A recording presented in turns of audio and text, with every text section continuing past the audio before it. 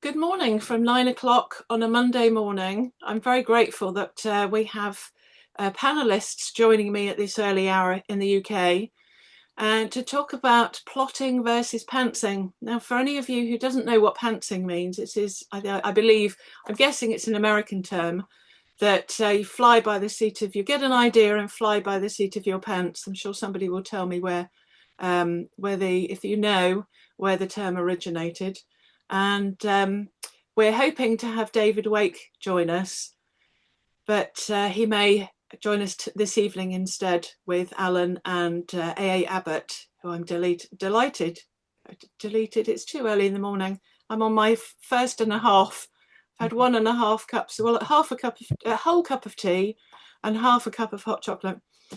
So I'm going to hand over to Denise initially, who's going to introduce herself, and we do have a mix of plotters and plantsers and somewhere in between.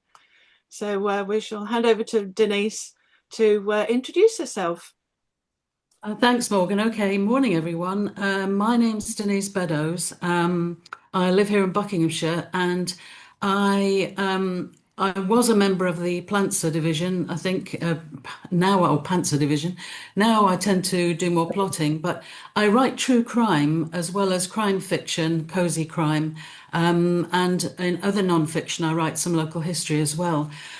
So certainly for the true crime, it's fairly essential to plan things. And as I say, when I started writing fiction, I started out not really having a great plot. Like a lot of writers, you get an idea, you know how it's going to start, you know how it's going to finish. That tricky bit is all the bits in between. And so I would just sit down, write my opening, and then sort of carry on with it. And that's great. And then you get to the end and you think, wow, I finished, my novel's finished. And then you look and see you've only written 45,000 words. And you think, oh, I've got to go back in and not make it look bulked out or anything, just maybe kill a few more people, you know. Yeah. So nowadays, I do find it's better to plot for both non-fiction and fiction. And it's quite funny because I write a chapter outline. In fact, usually I start with a blurb, which will change as I go through. But if I have boil the story down to its essence, then the blurb comes first. Then I will write this sort of chapter outline so I know what's happening in every chapter. And then basically I find that the actual chapter outline is the size of a novella. So I then think it's now time to start writing the novel. So that's how I do things and what I'm about. So I'll hand over to the next person. Okay, thank you. Jack. We're Hi, going I'm Jack Chandler. alphabetically. Oh, hello, I'm Jack Chandler. I write thrillers, and I'm just about to release my first book in the romantasy genre. And I am much more of a plotter.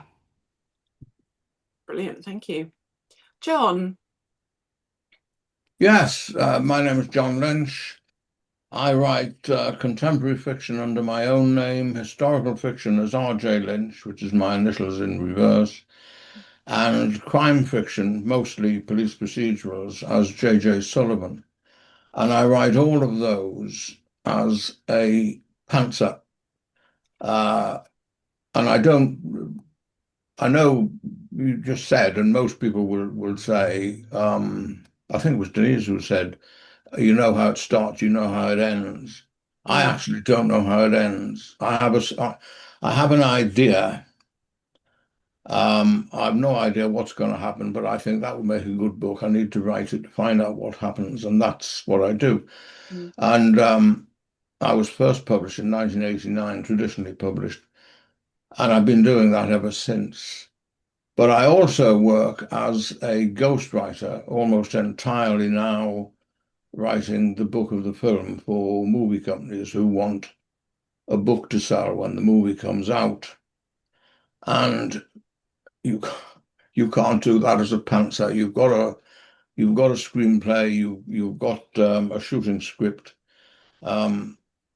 And I will go through those, and I might end up with 40, 45 pages of notes I've made about motivations, about the people. I don't use the word characters, I use the word people. And what must happen, what must not happen, and all that sort of stuff. So I'm not in between. I'm a pantser, and I'm a plotter. Okay. That was going to be one of my questions, so that's really interesting. Thank you. Lee, welcome. Yeah, Our hi. David Wake for the duration David Lake's in step his in. absence, unless you want to be David Wake and Alan Meredith. I can't do them both. Well, the difference between David Wake and myself is about 2 feet in height. Okay. I think I'm about a decade older than him, and he's written a lot more books than I have. But if I add all my books together as a children's author and a poet and a novelist, then I think we're more or less on about the same. Okay. And I actually split between a plotter. With children's books, I find you have to plot. Although I have an idea originally, or a song idea, or a poem, or something, you have to plot the children's book absolutely meticulously because it doesn't work, especially with illustrations. But when it comes to my poetry, well, that just comes off the top of my head, and then I look at it and go, yeah, that's okay, or maybe I'll alter a little bit. But when it comes to writing, the more I've written, then the more I've got to seeing a lot of my stuff is drawing on life and then completely changing it. So how do you plot your own life? Well, I've been going through it for a number of years, but the reality is the better I get at writing, hopefully, the more you've got to add a little bit of plot. So with this latest book, which is coming out soon, I had the ending and I had the thought of a beginning. And then I just began writing, and then I began to plot it, thinking, oh, I need to put this in, I need to put that in, and put. So I'm a bit of both, really. But I'd never heard of the words beforehand. You know, do you plot? I mean, I understand people who actually sit and write out. If you've got a lot of historical facts, you need to get it right. Sure. But actually, even in creativity, when you're not using reality, and if you add a hint of reality, if you get it wrong, it's going to stand out horrendously. So you have to get the facts that you're going to use correct in the book, even if it's not based around facts. So that's what I found out. Absolutely. Well, I'm Morgan Bailey. I write crime and women's fiction, women's fiction, and books about writing guides and editing guide and so on, diaries and things. And I used to be a pantser. My first book, I always get that wrong. The first two there. First one was Hitman Sam, and that was I did the first year of a degree course, and I'd written that as a script. And so, John, you're particularly familiar with scripts, and I loved it because it was dialogue, and that was literally just a pants project. So I came up with the idea of a trainee hitman in a video store, borrowing assassin videos to train to be a hitman. And then I never planned on writing novels. So when I heard about NaNoWriMo, National Novel Writing Month, which sadly is no more, I thought, yes, okay, I don't mind spending a month on one idea, because I was a short story author before that. And so I thought, have I got something I've done already? And then converted this script, or still had the idea. So that was sort of partially plotted because I'd written a scene of it already. But I liked, because I used to write short stories, I just wanted to write something, get an idea, write it, and then move on to the next thing. And so the second one, After Jessica, was inspired by a true event, and I went with the what if. So that was my idea based on true events, and just ran with that. But I have found over writing more and more that I get stuck more often if I don't have an idea of something in the distance. There are various writers, so P.D. James, Ruth Rendell, Anne Cleeves. Were pantsers, and I've seen Anne Cleeves in a few talks, and she said that she knows because she does Vera and Shetland, amongst others. She has her cast of characters, so that makes life easier. And I'm sure with I mean, Jack, for instance, you've got a series, your crime series, but now you've got the first in a new series. Did you find that writing something completely different, you change your style? Did you find that, because Frederick Forsyth would write 300 pages of notes, of outline, before he'd start the actual writing, and you kind of think, well, surely that's the whole book in advance. A lot of it, I'm guessing, he didn't use. And so did you find that when you're writing, having written a series, was it then easier to, although you're changing genres, to write something anew first in a series? Or was you In a kept way, that? it was harder because I didn't have my characters. Right. It's like, yeah, it's like Anne Cleve said, you have your cast of characters. Your characters are already established very firmly in your head. Mm, And I went a completely different route, which may end up being a huge disaster, but I really right. enjoyed the book. So, Yeah. but I tend to, you're all saying that you sort of, you know where it's going, you know what the ending's going to be. I often don't. I know what the beginning's going to be, and I know up to the midpoint, Okay. and I plot it up until the point where I'm plotting minutiae, the tiniest details, and then I think, okay, I'm going to start writing, Mm, and I start writing, and normally I hit the midpoint of the book mm, and realize that my plotting for the second half of the book is next to non-existent. Will right. take sort of a chapter and a half, maybe. Yeah. And that's when I stop writing. I reassess everything that I've written, and then I plot the rest of it. Okay. But when I start, I don't know where it's going. No. I know I have half of the book planned, and I tend to stick to it. Although, I mean, the characters will get away from me. They'll do things that surprise me and Mm, things I can't stop them from doing. mm, But otherwise, I find that I have to plot the second half at a later point. okay. And obviously, because you've written and stuck pretty much to your plot for the first half, that does make the second half. I know it seems like an obvious question. Because you've written half of it, does it make the second half easier to plot?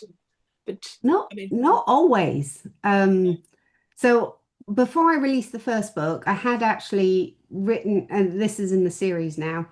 I'd already written the second book, and it just needed some finishing touches.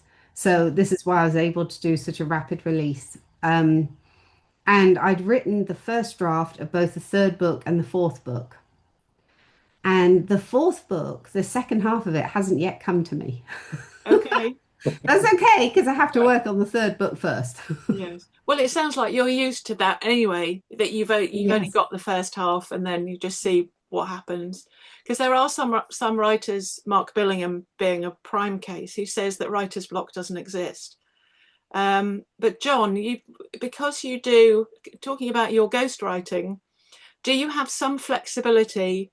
Obviously, the film is set already, and you get the script and presumably some notes before you make your own. Do you have flexibility in the plot of that book, or does it have to the The books you're worst, the writing? worst thing I can do um, when I'm writing the book of the movie, the worst thing I can do is to put something, some motivation, some reasoning, some action into the book that isn't in the film. Right. And the second worst thing I can do is not to put into the book something that is in the movie, because Mm, people become obsessive about movies. And I say that if I had my two sons here, we could do The Big Lebowski line by line from the really? beginning to the end, just swapping place to place. All right, and that's not the only one movie we could do. Right. This But is my people time. become obsessive and they want to know what was that about in the movie. That Right. this person looks that person, and Yeah. so what's that about? Right. And Then you it have goes to to the get book. that in. So do I have flexibility? No, I don't have flexibility. No. No, No. Well, no. this is my time to confess. I've never seen The Big Lebowski. There are certain Ah, top films. what a treat you have in store. I know. Yes, I shall, because I Great love the film. characters. So the actors. So yes, that will be on my list. In a way, it must be far more difficult to write the book of the movie, whereas so many films have been made from the books. And actually, when you read the book first, It, it's Mm, it is, Lee. so much more I your fell mind is into able it. to work. I fell into it. I'd been ghostwriting for some time, and then some. I'm not going to name them because these are all under non-disclosure agreements. Although I now have agreement that my name goes on the book. which is a big step forward. But somebody wrote to me and said, "We're looking for we've got a movie coming out. We need this." Mm. And it came to me, that invitation came to me through Reedsy, which is an agency that all sorts of people, including ghostwriters, use. Mm. And immediately I got that inquiry. I got a demand from the guy who owns and runs Reedsy saying, speak to me before you respond to that. Okay. And I did, and he said, make sure you charge enough or you won't get the job because they won't think you're good enough, and the minimum you should charge is this. Okay. Right. So I fell in, and then these people, they move on to another project and then another project, and if they like you, they keep getting in touch. I still don't think I did what Reedsy said, because I think knowing what they spend on screenwriters, I think they look at me and they think of me as that limey cheapskate. But it doesn't matter. And yes, it is quite, it's demanding. But we're writers. All writers have projects of a type they love and projects of a type they don't like. And this is the type I love, so I like to do it. But So they're all American. Has the I've film never come done out? one for a British. I've done one for European. I've done them for European movie companies, but never for a British company. I don't know why that is. Does that mean you have to write it in American, the spelling and? Yeah. And I use I don't use AI to write anything, but I use the online version, which is AI of the Chicago Manual of Style, just to make sure, because You're right. American English is so, I mean, I lived in Canada for a number of years, and I lived in the Bahamas before that for a number of years. So I'm accustomed to being around American speakers, but the difference between British and American, people think it's just a question of putting the U in color, for example, which not.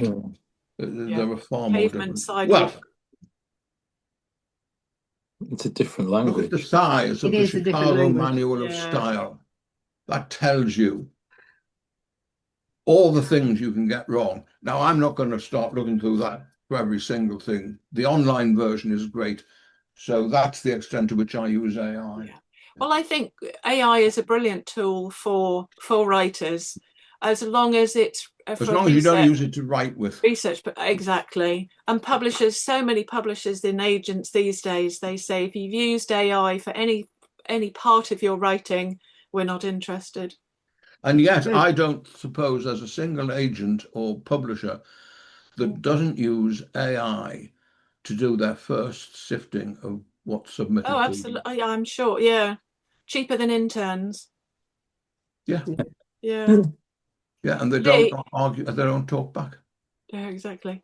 Lee, how does AI, now we're on the topic, do you use AI for any sort of creative purposes in helping with your plotting or your? No, because I prefer to have my own problems with my own mind is much better than sort of having some artificial. I mean, I did as a joke once. I wrote a poem and I put it into AI and said, write this as a Shakespearean sonnet. Right. And it was cringeworthy. And it's like, oh, but people believe, they go, oh, this is good. And I've had people read poems that have definitely been AI written, and it just stands out a mile. There's a sterility about it. I know it's going to get better and better and better, but if you're going to say this is mine, you're just lying to the world. And so no, AI has got to be banned.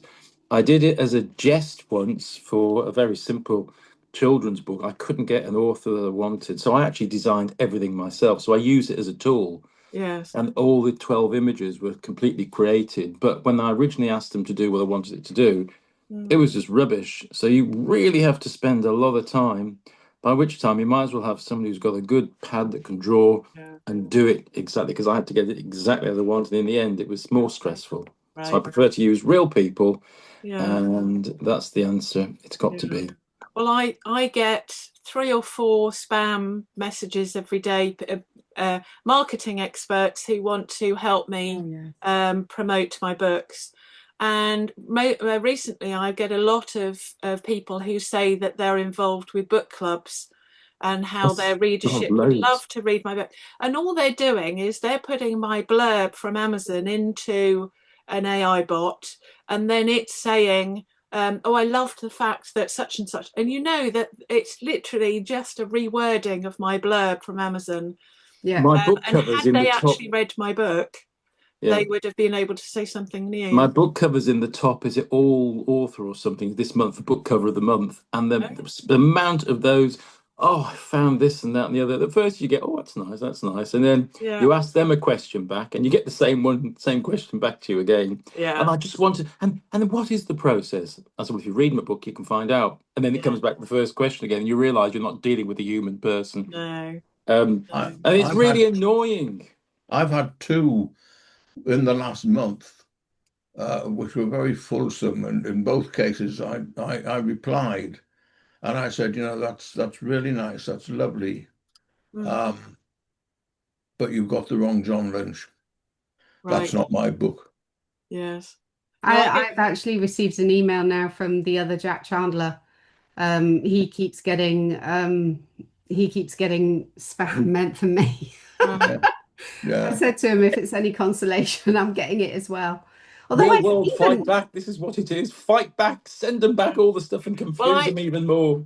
I have a very sarcastic email reply that I sent. I just copy and paste, and I put their name in single quotes, so that I know that they know that I'm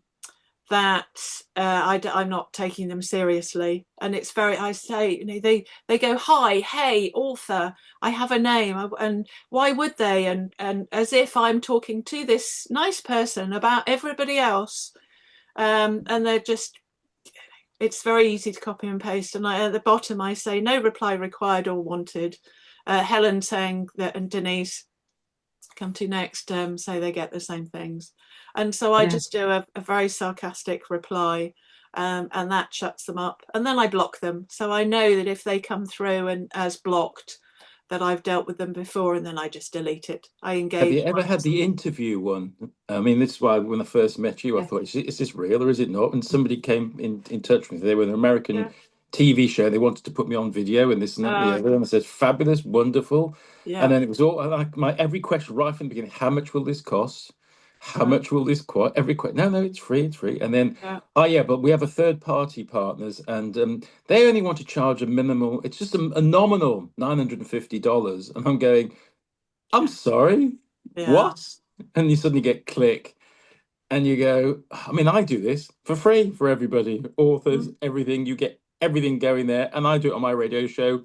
Zero. If any of you want to be interviewed, please come along. But $950 is a complete total rip-off. Yeah.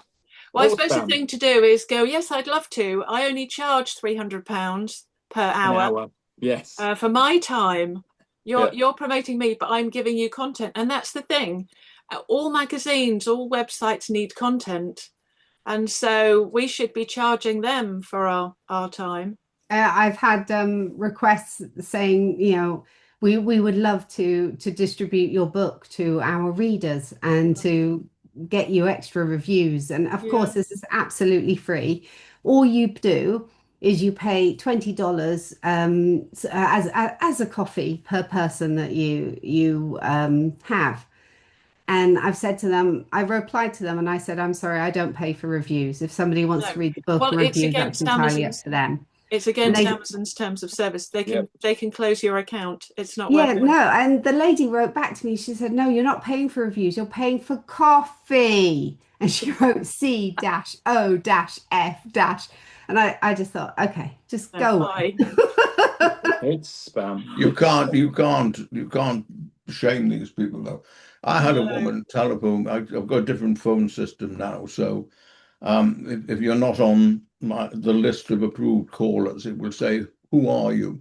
And if you don't give a name that's satisfactory to me or my love object, then you won't get through. No, I let Sorry, everything but I had go to. before that, this woman rang me and she said, I'm from so and so. And I said, no, darling, you're not. And I put the phone down and she rang back. I am not your darling. Here's the woman. She was ringing up. She wanted to steal money from me in one way or another. Yeah. But she was affronted that I said, no, darling, you're not, and put Right. the phone. I am not your darling. Yeah. You can't. There's no shame there. You are today, and that'll cost you $300. Thank you. Yeah, Yes. exactly. So I was Denise, interested to hear, sorry, I was just going to say, I was interested to hear John's story about ghostwriting and about writing the book to go with the film Yeah. script, because somebody approached me through a friend a couple of years ago, a chap who had written, he said, I'm from Pinewood Studios, which he was actually, but he said, I've written a movie script, and he said, I would like to hire you to write the book, and we'll split the profits on the book 50-50. Well, that didn't seem great to me, but I said, send me the script and I'll see. And the script was a real rip-off of Jurassic Park. It was just set in the UK rather than in America. And I thought, this isn't the kind of book I would write or even read. But I did my homework on him because I was an investigator, part of my job. And I discovered that he works at Pinewood Studios, but he's a driver. And he was trying to break into the movie business. I also discovered that he was living rent-free in a friend's house and had been given a notice to quit. And that he and his family were, absolutely had no form of income. So I thought, back away from this one. But it's interesting because I realised then, although I do ghostwriting, I've written a couple of books for local people who had a story to tell. And I didn't take any money out of that. It was just for them. And the books are on sale in a local museum. But essentially, I didn't think I would enjoy trying to turn into a book somebody else's script, particularly if it was an American one. I think I'd find that kind of tedious. I have to say, though, that I can information you've just... understand that. I mean, I love doing it, but I can understand that. I think the information you got from that guy that you didn't go work with would make the most fabulous plot for a murder mystery story, for sure. Actually, it would. It'd probably be me getting murdered.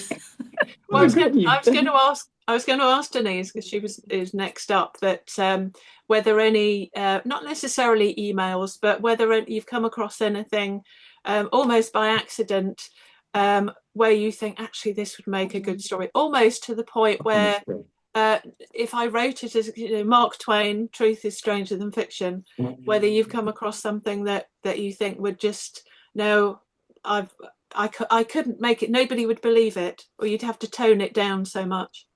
Well, absolutely, an awful lot, to be honest. With my crime fiction, an awful lot is based on cases I read about that really happened. I'm looking at two. I probably shouldn't give the plots away, but two I'm writing at the moment. One was based on a murder that happened in Finland, which was so outlandish. I thought people won't believe that. But then I thought, well, if I write it and someone says that's implausible, I could just point them to the real case. Yeah.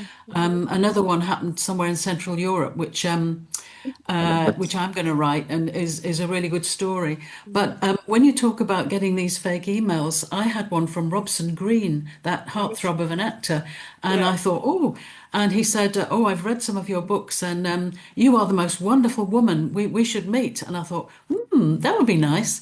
Yeah. And I can't remember now. I threw back at him one of the titles of a program he'd appeared in, and it was called Fake, the Fake or something. Right. And I said, oh, so you're the fake. And he suddenly turned quite nasty and said, what are you saying? What's the matter with you? What's wrong with your head? Why would you say that? I said, well, that was the name of the play you were in. Or he said, Yeah. oh, yeah, of course. Sorry, I forgot. So that's when I just blocked him. Well, I've just 25 minutes ago I received an email from Peace Ojo, email hojopeace38@gmail, and they're always gmail.com. Yeah, they are. Hi there, this is Elizabeth. So then I go, hi, hello Elizabeth, or is it Peace Ojo? Your work has been selected. Your work, and they never specify which book. Your work has been selected as one of our top performing authors, which doesn't make sense anyway, because my work is, I am the author, not my work, for 2025, based on the strength of your book catalogue. From thousands of writers on our platform, your work truly stood out to our team. Bye. Anywho, AA Abbott is hurt that Elizabeth. Oh, that yes, that Elizabeth, my Elizabeth stroke piece hasn't emailed you yet. I'll forward it on to you if you like. She said her favourite spam email was the one I saw on Facebook. It was addressed to Jane Austen. I had one from Malcolm Gladwell most recently. Before that, from Suzanne Collins, who couldn't even spell Hunger Games lady, couldn't even spell Suzanne Collins correctly. Anyway, maybe we should all plot together a special answer that we will share with all of us authors to get back at these people, the same thing, and a follow-up email to it, and just see if we can play them at their own game. Yeah, absolutely. When we're bored rigid. Absolutely. So Denise, you speak various languages. Does this ever affect the plots that you think, oh, this is a great, I could write a book about a certain place that you've been to, and Yeah, absolutely. Because I lived for a few years in Pakistan, and I'd learned Urdu and Hindi and Punjabi, and obviously got to use them a lot out there and perfected them a bit more. But I always thought I would write a thriller and set it in Pakistan. And I had a good idea for it because of some of the jobs I got involved in out there. For example, we had a wonderful British consul in Islamabad. And one of her awful jobs was whenever she was notified a British person had died out there, she would have to go around and to the mortuary and try to identify them, because just because they have a British passport in their pocket, they might be so mangled that she couldn't be absolutely certain. And because one of my skills was being an expert in facial recognition techniques, I used to train airline staff in doing that. So she would ask me to go with her, and also because I could speak the local language. And I thought, what would happen if a very nice, respectable British housewife learns that her husband, who's been on a business trip to Pakistan, has died, and she goes through all these horrendous hoops you have to go through to repatriate the body. And when the body arrives in the mortuary in Stockport, it's not her husband. And so nobody seems to do anything. So she decides to go to Pakistan. And so I was able to use my languages out there. And she's a very surprising woman. She's not just the ordinary housewife that you'd expect. And because of that, I was approached by a publisher whose CEO was a Pakistani Brit, who said, nobody ever sets a book in Pakistan. Whatever it is, I'll buy it. I'll do it. I'll publish it. So they published two of my books, although, as you know, sadly now they've ceased trading. So I'm self-publishing again. But I'd also been to Moscow and decided to set a book in Moscow, although Russian is actually not one of my languages. So I had to use one of those online translators. But that does lead to a problem, because I would really like to get into having audio versions of my books, as we've discussed with the Society of Authors recently. And the problem with that is, if I'm using Urdu and Portuguese and maybe French all in the same novel, I would need to have a reader who could be competent in all those languages. So the thing I probably need to do is do it myself, do the actual narration. So it can be a blessing having the languages, but it can be a bit of a hindrance. Right. John, do you ever work in other than American, which technically is a foreign language, although it's British? Do you ever get involved with other languages? No, I don't. I have in the past. I lived in Libya before the revolution, and I reckon I spoke quite competent Italian then. Well, it wasn't. It was Sicilian rather than Italian. It was, and I know that because somebody from Milan said, "You speak very good Italian. Your accent is atrocious." And I thought, "Thank you very much." But no, I don't. Right. But you're busy enough already, I think, with English and American. Too busy. Yes. I mean, at the moment, I don't do. Denise mentioned doing memoirs for local people. I don't do those. I used to aim to do one what the hell do you call it when you're doing something for nothing as an act of Oh, charity? pro bono. Yes, I used to aim to do one pro bono a year, and I did one for an Irish woman who convinced me that she was innocent of the charges that had been brought against her, and she's now serving quite a long prison sentence. And I stopped doing them after that because I realized she had conned me as well as she conned other people. But I don't do memoirs because I don't. No. Other people find their lives interesting, and their families will find them interesting, but I don't find them interesting. You have to do what you love. You do. Yeah. And I mean, I'm writing a book at the moment for a movie company in Romania. I didn't know there were movie companies in Romania, but there are. And my name's going to be on the book, so I can tell you in this case it's historical and it's about Dracula. The Romanians are really not happy about what the British have done with Dracula because there really was a Dracula. And anyway, this movie is intended to say this is actually the real. But I mean, they wanted in American English because that's where the market is. Sure. We've got a question from AA Abbott in the chat. Start with you, Lee. As either a pantser or a plotter, have you ever struggled to work out how the story ends? And do you find that stressful? And then she has added, Jack appears not to get stressed about it. How about everybody else? So we'll start with you, Lee, and then we'll work our way back to Jack.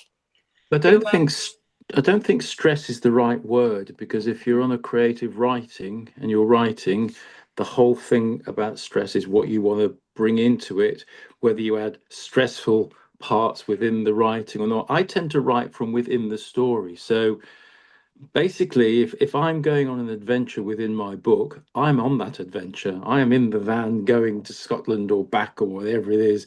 And when I come out of it, I'm exhausted. If I know what the ending is, I've still got to mentally get myself physically prepared, ate well, ready, showered, dressed, the whole lot. I could be writing in a dressing gown, say, but if you're in that story, you've got to be in the right frame within the whole environment to write it. And that means that you're sort of pre-plotting, really, because you're plotting yourself into the story. If that sounds weird, I don't know, but that's the only way I find I can write when it's writing my novels. And they're romantic comedy artist based. I mean, I've just come back from the Caribbean and I didn't get bitten by a mosquito, very good. even though I stayed in Hell's Zone the whole time, which is fabulous. But I felt sometimes I'll just be exhausted, just go, oh God, that was so good. Because some of your books, Lee, are based in the art world that you know very well. So I'm guessing it helps that you have the experience that we're writing from what we know. 25 years of having an art gallery and running an art gallery, or 30 odd years. And this is actually book 4 of the art trilogy, because my ex-agent said, no, it stops at 3. And I knew there was another book. In fact, I'm not convinced that there won't be a 5th book now, actually, but it had to be written, and I've so enjoyed it. I mean, my wife thinks I'm going mad because she hears me laughing. I mean, to actually laugh at your own writing at the time. And I said, read this. And she goes, where did that come from? I don't know, but you come up for air going, oh, no, it's raining. We're in Hell's Zone. No, I'm not. I've just been at St. Austin's bar in Barbados or something, and it's so that's both plotting, because you're pre-plotting, and it's also plantering, because I'm drawing on the actual time I was there and created a whole scenario of unreal people based on real people. That's really unusual that an agent didn't want more books. Normally they'd go, well, yes, we want exactly the same but different, because your readers want more.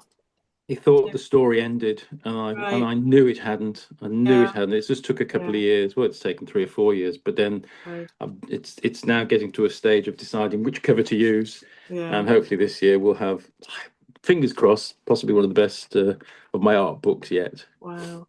Well, the joy of self-publishing is that we can do whatever we like. Helen AA Abbott would like you to explain method writing, Lee. Method writing. Oh, today I am an author. I shall write.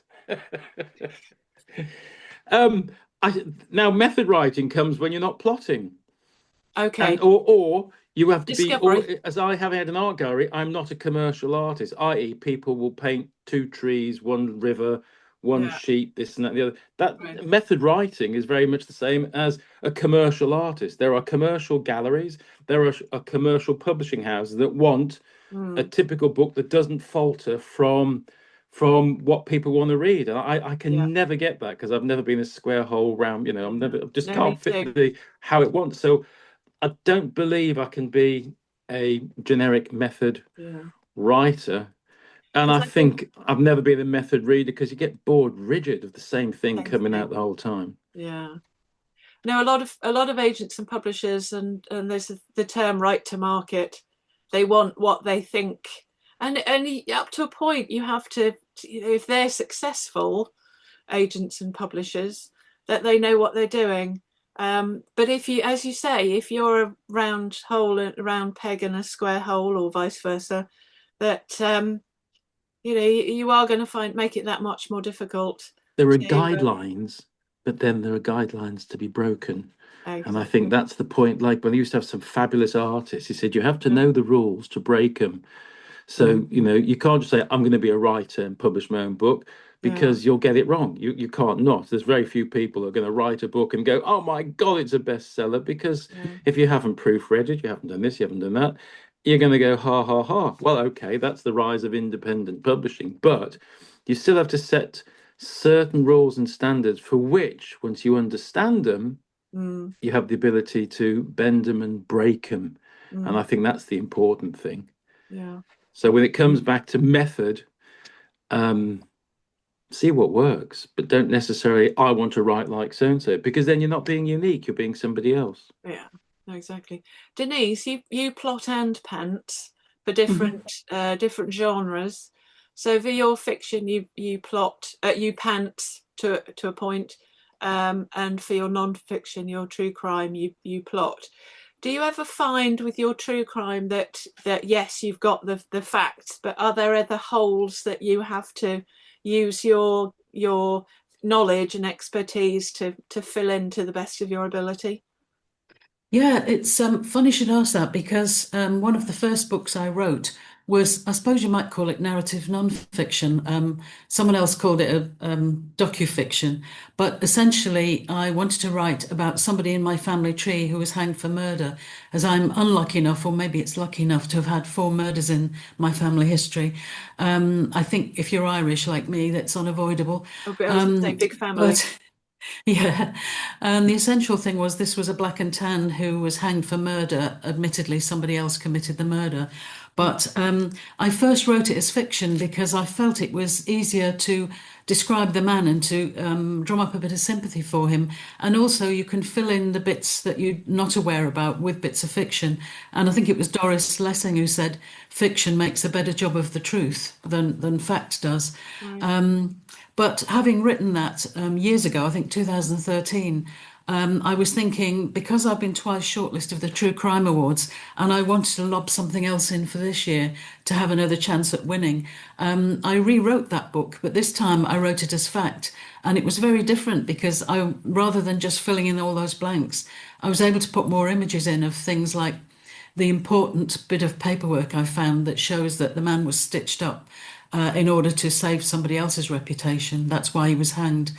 And so it worked probably even better as a non-fiction book. So it's gone in, and fingers crossed, I'll find out in June if it's going to be shortlisted again. But yeah, I find, but I find increasingly I'm coming round now to plotting. And another interesting thing I've found recently with getting to know 3 lovely lady authors who all work to the same publisher. I won't name them or the publisher, but the publisher is incredibly strict with them, even though 2 of them are US and UK bestsellers, absolutely huge sellers. They've been Barnes and Noble Book of the Month and all that kind of thing. They still get treated really badly by this major publisher who gives them deadlines. You have to have the next book on my desk by July, whatever. And so they can't have this luxury of pantsing. They have to have a certain number of words written in a day, and a certain number of chapters by the end of the week, this kind of thing. And that, I think, sometimes can stifle your spontaneity. And what was a phrase I read somebody wrote recently? It was so interesting, I wrote it down. They said that overthinking can lead to paralysis. So just let the story take you where it's going to go. But if you've got a strict publisher like these ladies have, you're working to a time schedule, to a deadline. And now that I'm not working to a publisher, now that I'm self-publishing again, I have that luxury now. I can think, I'll write a few more chapters this week and I'll give myself a week off next week. And these ladies can't do that. Also, you'll get a better product at the end of it, because you're directing your book the way you want it to go at a pace which you're comfy with, which means you're going to get the best out of it. If you were put under a regime rule of you must do this and this, that book will be completely different. And that's the same with anything in the commercial art world. We need 40 paintings by next Thursday, you don't get paid. And you look at the same sort of rubbish that you see all around the country and you go, there's no soul. They strip your soul out. Don't you think that's the same if you have a book and you over edit it, i.e. you've gone through it 20, 30, 40 times, you keep on it. I mean, you squeeze the living daylight out of the book. Yeah, I did submit one of mine, it was after Jessica, to a publisher, because I'd gone to an event and they had the Sunday morning was meeting an agent or a publisher. And so I submitted this. So this is back in the day. So I submitted that book, and he came back. Took ages to come back to me, and we were all in a sort of private group of everybody who'd attended. And have you heard anything? Oh yes, I have. And it wasn't quite right. And I was about the last person to hear anything. And he came back and he said that he'd been in a quandary as to whether to publish it or not, but he felt it had been over edited, and so I had gone over it clearly too many times to strip some of what he thought was the soul out of it. So after that I'd gone back in and sort of reworked parts of it. That's when your prancing and your planting and your plotting gets destroyed. No matter how much you're trying to do the right stuff, you've killed it. Yeah. This is why I find it easier to plot the story out rather than pantsing. If you're pantsing, you don't always know where you're going, and you can end up with useless chapters in there. And I was taught a trick, which is it's basically, for each chapter, you write 3 sentences. When you're editing, when you're going through your book to see what you've got, you write 3 sentences. You write the first sentence is where the chapter starts off, where the characters are, what they're doing. The second sentence is what happens in that chapter. And then the third sentence is where the character is by the end of the chapter. Okay. And you have to stick to 3 sentences. You can't, this isn't a paragraph, this is 3 sentences. And it's a very strict way of making sure that each chapter actually does something. Each chapter progresses either the character or the story, because otherwise you've got nothing to write in the second and third sentence. Yeah. I do it the other way around. When I'm editing, I have a notes document, so I have pick up all the repetition, and if there's something mentioned about the character, then that all goes in there. And I have a timeline. So when I'm editing a book for somebody, and when I'm working on my own, either as I'm building it or as I go back through maybe perhaps an old one, I do the same thing. I mean, it's a paragraph overall per chapter, but it ends up being about 3 sentences. And that helps, and I build that for the client, because then if they don't have a synopsis, they then have the synopsis if they're going to send it to an agent, particularly, or write a blurb for Amazon if they're self-published. But yeah, it's a brilliant way, as you say, going through of making sure that the chapter does what it should be doing. It also gives you a way of reading the book in about 3 pages. Yes. So if you shelve it for a little bit and then come back to it, then you've got it all laid out. You can refamiliarize yourself with it very, very easily. Exactly. I use a spreadsheet when I'm editing, and I break it down chapter by chapter, scene by scene, what happens. And because this is when I'm writing my own books, and because I'm a pantser, I suppose I'm an extreme pantser. That helps me identify where I've just got lost, or some, there's a thread here, and what happened? You haven't closed it out. And this happens here in chapter 23. You needed to foreshadow that, so you go back and add something into chapter 6, just to let people know this is coming. But AA Abbott's question, about when I'm writing crime fiction, I often get about 50,000 words in and think, I don't know what happens next, but I do know this isn't working. Okay. So, I'm just going to delete 20,000 of these 50,000 words and start writing something else. And, you don't copy and paste it elsewhere in case it's useful. I always hold on to it. I've got a thing about, Denise mentioned the Irish inheritance. I've got a thing somewhere I keep trying to find a place for.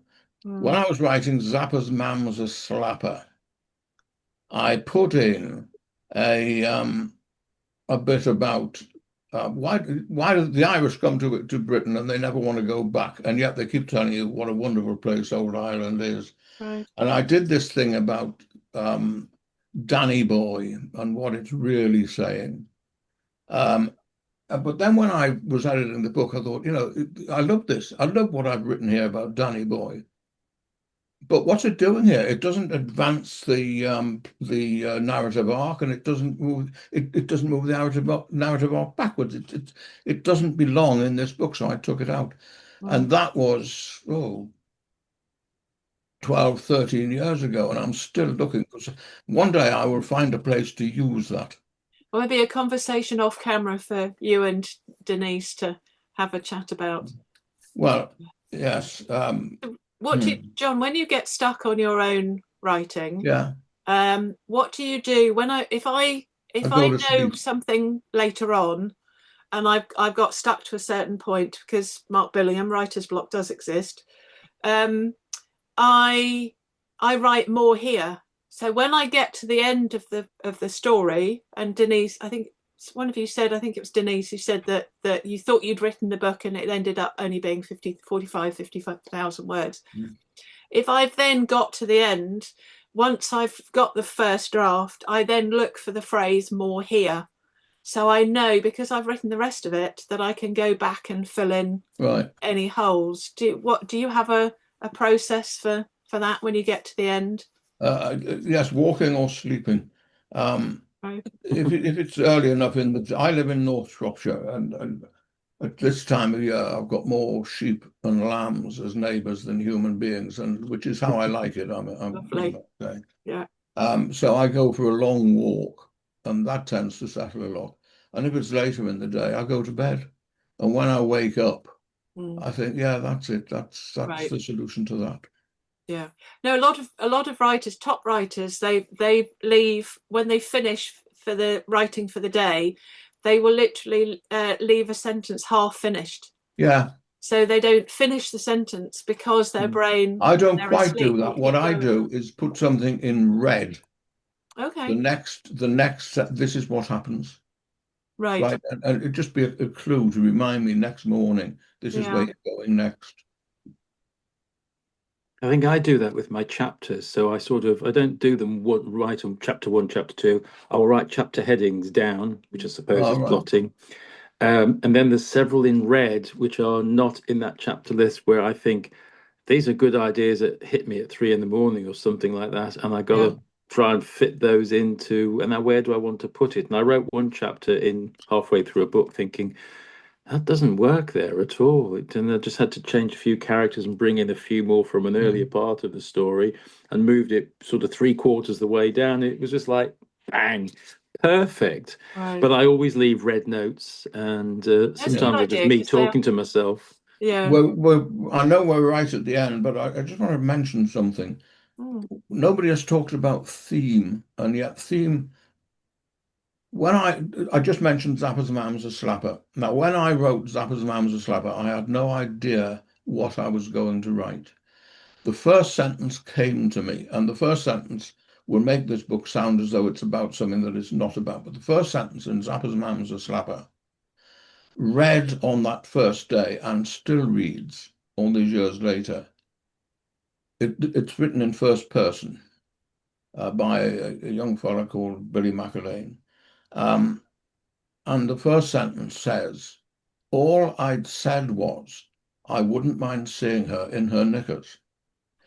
And then I sat and stared at that sentence and thought, where the hell did that come from? And where do I go with it? And I didn't know. I didn't need to know, because Billy, and I do know what this says about my sanity, so you don't need to point it out to me. I'm very familiar with that. Billy stepped out of the screen and stood right there behind my left shoulder. And he kept up a running commentary. It wasn't like that. It was like this. Poppy would never have said that. Yeah. Don't forget the anger management, and so on, and so on, and so on. But Jack. But the point I'm making is, I reached a sudden point where I thought, the theme of this book is, it isn't the cards you're dealt that count, it's how you play the hand. And I hadn't known that when I wrote that first sentence, and I didn't know it when I wrote the first 3, 4, 5, 6 chapters. For me, it's only when I know that there's a theme, and I've identified the theme, then I know how the book is going to continue, because then I know what I'm writing. But until that point, all I've got is a bunch of people who are talking to me. I don't plan a theme, and I don't look for the theme either, on the basis that I would rather it came naturally, because I've read books before where it feels a bit, it feels a bit forced. Oh yes, I don't mean to say that I realize this is the theme and I must write to this theme. I mean, the theme suddenly emerges, and I think that's what this book is about. Good heavens, I had no idea. I'd second that. I tend to write a sentence that tells me basically what the book is about, like the main character, what he wants, basically. And I have that down, and that I try to make that appear on every single page of the book in some way or another. But I tend to ignore themes. I find that they can be, once you've identified them, they can be too forced. Whereas if you don't identify them, they'll just come across. Readers will know it. They'll feel it. They'll read it. That's what I'm getting at, that the theme simply emerges as you write. You realize what it is. And then you end up talking to yourself, don't you, again? You're analysing it within your writing, whatever world it is, you're writing your life in the book. So you're going, what's this theme? Oh, that's a bit about me in there. And you might be the only person that sees it, but it's rung home all the years you're writing, and suddenly you realise you've just interviewed yourself and you've put it into a sentence, and it makes perfect sense. Yes. But we and you feel it's like an epiphany moment, isn't it? It's like, oh wow. And there's also the people. I've got in my historicals, in book 3, there's a character, Hannah Blakiston. I knew she's a minor character. I knew exactly what Hannah Blakiston was going to do in this particular scene. And Hannah Blakiston simply said, I'm sorry, I'm not doing that. That's not me. I'm not doing that. And she changed the whole bloody thing because she simply wasn't going to do what I had intended her to do. Well, when you mentioned about characters taking over, that Billy was there behind you, J.K. Rowling is quoted as saying that she'd worked out, because she planned her 7 novels from before she even started the first one, that she'd planned which character to kill off, and it's never been revealed which character was supposed to die. But when she got to that point in the physical writing, that character didn't want to be killed off, so she killed off a different character. Right. Yeah. But they do, don't they? They take over. We're doing characters next week, which will be fun. And it's an hour. It's the same time as today, 9 o'clock, because I have to take my uncle to a friend's memorial for midday, an hour away. So it's 9 o'clock instead of 10 o'clock. Nice to meet you all. Oh, and you. And you. Yes. Me too. Lovely. So, yeah. Good fun. Thank you, Morgen, again. From final question, from Denise has said, I don't know if John's seen that. Why not send the Danny Boy thing to the Wild Geese? Oh yes, I saw Irish that. American e-zine. I saw that. They like that kind of thing. I'm not sure about that, Denise, because it's not flattering about. I had an occasion in Legal Seafoods in Boston once when I realized just how Irish Americans could react if they thought somebody was not entirely sold on the whole English bad, Irish good idea. And I'm not sure I want them to take a look at what I said about Danny Boy. But That's interesting. I think I'm persona non grata in Boston because I was working at Heathrow at Terminal 4 when we got mortar bombed by the IRA, and the Boston flights were just landing, and the Brits were there doing the Dunkirk Spirit songs and knowing we'd take the whole day to evacuate them into the underground, and the Bostonians were hysterical, completely hysterical. And I think I said to one of them that they were accusing us, what are you guys doing to protect us? We saw bombs. These bombs were going over our aircraft wings. And I said, well, do you ever go in the Irish bars in Boston? Yeah, of course we do. And I said, do you put money in those little NORAD boxes on the counter? Yeah, we do. So I said, well, you've just seen the value of your donation, so do you mind just sitting there and shutting up while we evacuate you? Yeah. And so I don't think I made any friends that day. No. Well, I had the same experience, as I say, in Legal Seafoods in Boston. Fabulous meal. Loved the food. Lovely garlicky broth. Oh, fabulous. And I used it actually in one of my books. I used an incident because somebody spoke to me and said something, and I thought I've got to use that. But I'm not repeating it here because it's not entirely clean. So we've all written different things here, more than one book. Do you think, final word, do you think your plotting or pantsing will change? You're quite happy with the way, we'll start with Jack and work with Jack, John, Lee and Denise, whether you're happy with the way your process at the moment? I would love it if I could work out the ending before I started the book. Okay. If I could work out the second half, basically, I would love to be able to do that.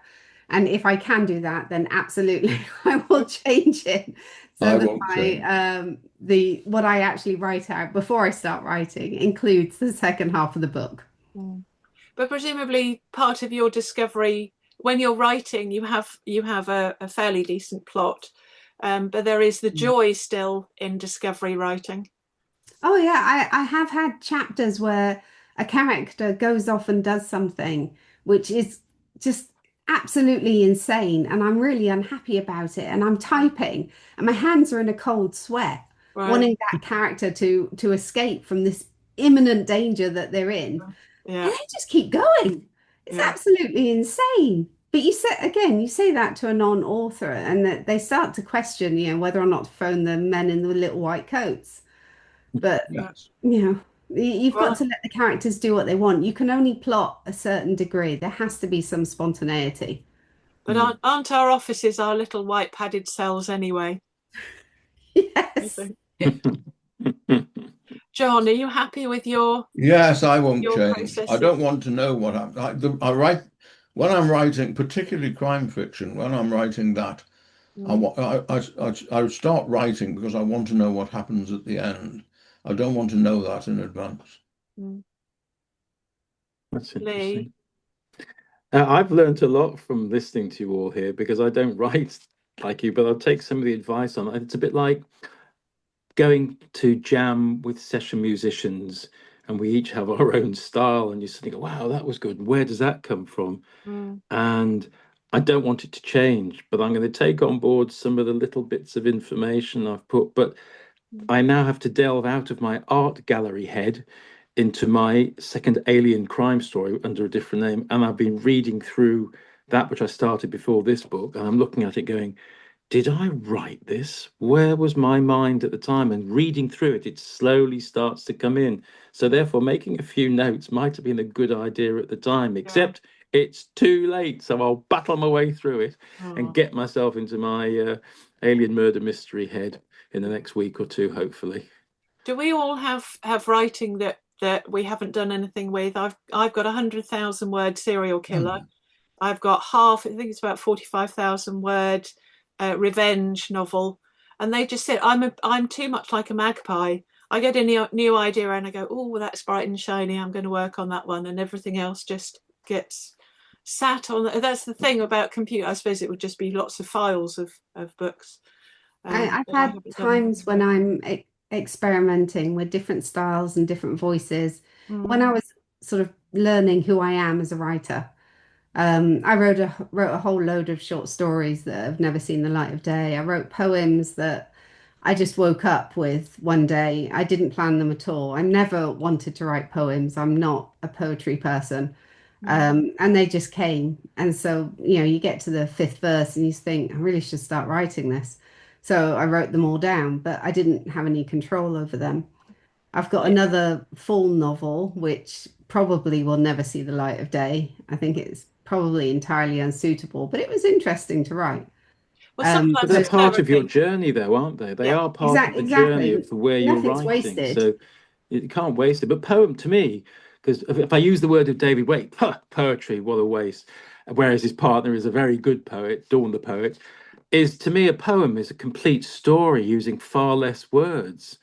There's still all the emotion and everything in it. You just don't happen to have 20 or 30 chapters, and you've got to be able to say everything that you want to say. So you could take that poem and then expand it into a novel or a story or shorts, whatever you want to do with it. Yeah, and the poems even rhyme. I never knew I could do that. They don't always have to, No, I know. A lot of mine don't rhyme, but I mean, there's a couple there that actually rhyme all the way through, and yeah, they are complete stories. But I mean, they're not what you would call literature. I don't really do literature. I do fun stuff. It's just fun stuff. I'll send you my poem, Lee. I'll send you one of my poems. I'll get you to read it out on air. We should have a poetry. We should, in fact, we should. Challenge. I'm thinking of other topics to add, because I've scheduled up to May for these Mondays for different, working our way from ideas through to publishing. And then I think it would be nice to have some fairly random. So we should have a Monday on poetry and let Lee run it, and or do a workshop even on. That'd be good fun. Yes, bring non-poets along to show them how easy it is. Absolutely. Well, I say I used to. Well, I don't. So I don't know. I don't know whether I should say this, but in front of Lee. But I say I don't get poetry. I love Wendy Cope, Pam Ayres, the fun rhyming, telling a story. But that's what a poem is. It tells a story. Yes.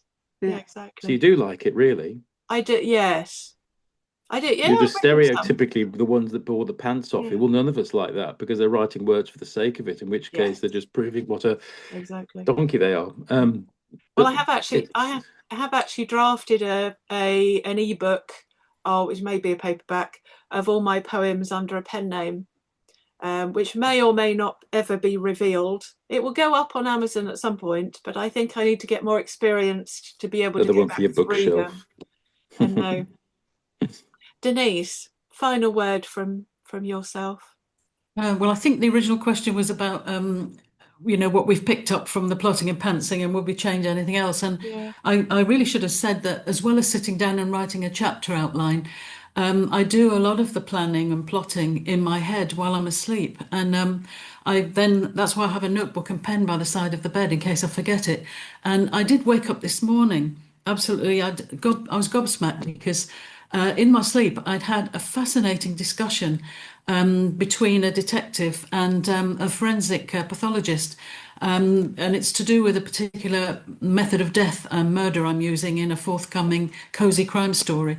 And during this conversation, the pathologist raised things that I hadn't even dreamt about regarding how they could tell the cause of death. And I had to quickly get up and write it all down. And I then went 6 o'clock this morning, I was down with a cup of tea, typing the whole conversation out before I forgot a word of it. And I've had to stick that in that, the file that's marked "Don't slaughter your darlings, shelve them." It's in there for use as soon as I get to that part of the book. So that's another kind of planning that goes on in my head. Well, I think ultimately we will all be. I think every writer will be a plantser to some extent. even those who are Frederick Forsyth, who did his 300 and something page outline and then wrote the book. There would be no joy if a character didn't take over and say, well, actually, this is a much better idea. I think if you wrote a 300 and something page outline and your book ended up being that 300 page outline, where's the joy, really? You know? Yeah, agree. And that's what it's all about. That's what writing's all about. It should if be. you don't kill your darlings, kill your former next door neighbours. That's my final word. It's been a pleasure as always. And do take a look if you're not booked in on other Monday minis. Do take a look, and I'll and suggest some topics.